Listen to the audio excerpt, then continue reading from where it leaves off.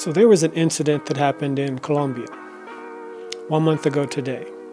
An American, a black American, Tim Reed, was murdered in the Las Palmas neighborhood of Barranquilla, a coastal city in northern Colombia. Now, the official story says that he was killed during a robbery gone wrong. But as a person who spent the better part of 2 years in Colombia, and in Barranquilla specifically, I can tell you that that does not have the ring of truth.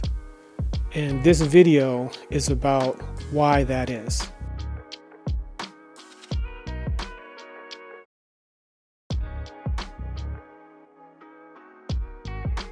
According to established and verifiable facts, Tim Reed had been a resident of Atlanta, Georgia, who had always had a dream of living abroad and opening up a restaurant, as confirmed by his son, Tim Reed Jr. Colombia was one of a couple of locations that he had been considering to realize his dream, with Panama being the other, but ultimately he decided on Colombia. He began traveling to Barranquilla at the end of last year, December 2020, but began the process of filing the paperwork for his investor's visa, his residency, and the purchase of a multi-function property in January of 2021. I don't know the criterion that was used to search for a property, whether it was by neighborhood or by cost, but ultimately what was decided on was a 2-level property in Las Palmas that contained several apartments and had a storefront to it, which included a fast food restaurant.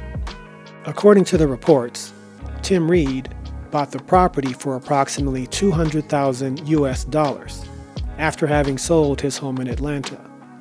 The process itself sounds as if it was done by the numbers, utilizing a local realtor, contracts, and a notary.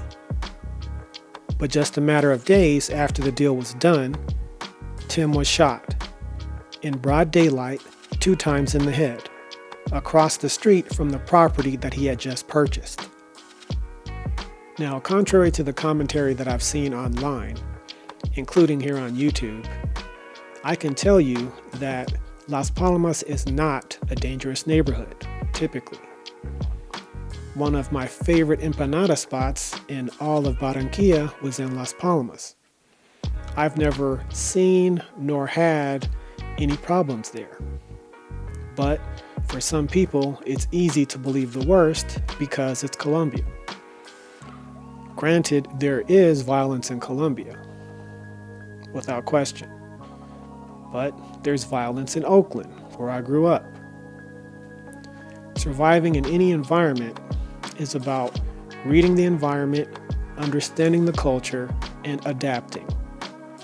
Adapt or perish is a basic rule of nature.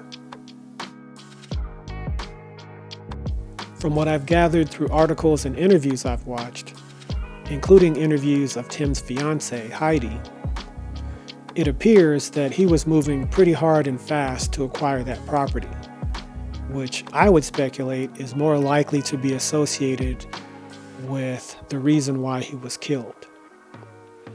Even his fiancée mentioned that he was always pushing, like everything had to be done right away. And as those familiar with Colombia know, that's not really how things work down there. The pace and processes are slow, unless you're willing to provide monetary motivation to expedite things. Outside of that, pushing and rushing people will create antagonists real fast. Now, factor in that the building that he purchased already had tenants in a couple of the apartment units, and they were given notice that they would have to vacate. And the owner of the fast food restaurant located in the storefront of the building was also given notice that he would have to vacate that space because that was to become the location of Tim's restaurant. I'm going to cancel the restaurant's contract, most likely. in order to start cooking my food.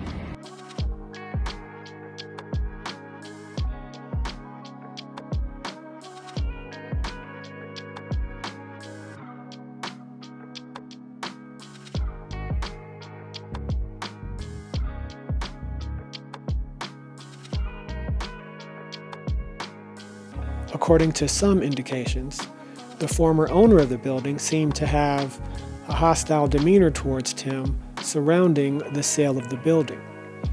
The seller has been an asshole in the process. So,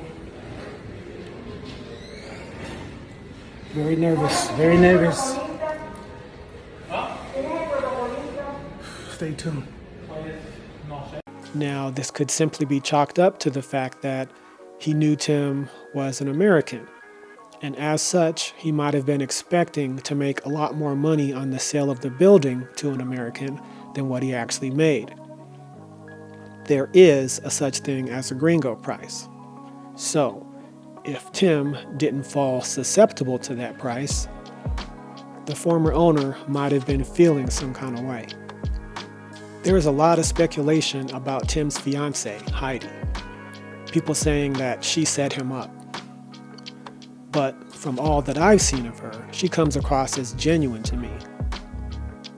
She was with him throughout all the processes. She helped him acquire the building. She helped him file the paperwork for his visa and his residency. She was his right hand, his assistant, soon-to-be wife and business partner. She helped him do everything that he wanted and needed to do, as he didn't speak Spanish. And as she isn't his wife, she gains nothing from his death. In fact, she loses. Personally, if I was his family, I would want to see the contracts that he signed to make sure that there are no questionable clauses about what would happen to the property in the event of his death.